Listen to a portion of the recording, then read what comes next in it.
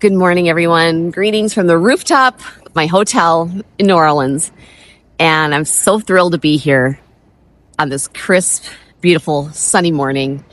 And I just want to explain why I'm here and the importance of that, because I feel that collectively in our world today, people feel more disconnected and lonely and isolated than ever before, at least in my lifetime. So what brought me to New Orleans? It actually started in my little house way across the country. And I was watching CBS this morning with Gayle King, who I love, and they were featuring Jimmy Duck Holmes and the Blue Front Café.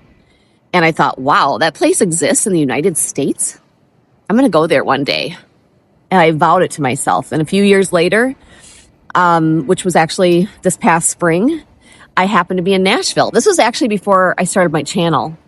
And I decided that I could do a road trip from Nashville to New Orleans, a musical road trip. And I stopped in Bentonia. And there was hardly anyone there at the Blue Front Café that day, but Jimmy Duck Holmes was there. And he gave me the most beautiful interview off the cuff without any preparation or expectation or formal, scheduling. And that's how I started my channel. And that led me to going back to the 77th anniversary of the Blue Front Café, just this past September. And there I met so many people. I met people from all around the world, musicians, fans, locals, old timers that grew up with the Blue Front Café. And I met Mark Butler, that is Jimmy Duck Holmes' second right-hand man. And he connected me with New Orleans. And he said, you should go do a tour on WWOZ with Old Man River. And I thought, oh my gosh, that would be fantastic, because New Orleans is like my favorite city, arguably. And it's so magical. And I love radio and I love media. So I set up an interview with Old Man River, and it was so fantastic. And he actually invited me to be back on his show. And I was on his show yesterday talking about acupuncture, and I gave Old Man River acupuncture, and we had so much fun. And he's connected me with other cultural organizations and groups of New Orleans, which I will continue to document. I may be coming back from Mardi Gras and dance in a crew.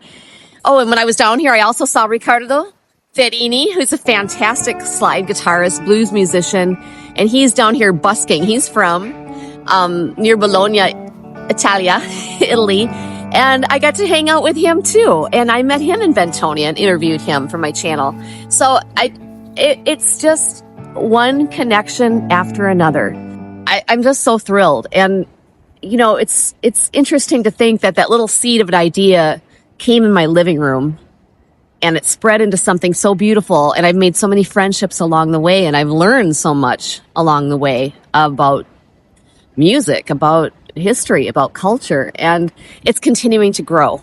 So I just want to encourage people that it's not that hard. I think some of it's luck, but it's also just putting yourself out there, taking a risk, interacting with others, being friendly.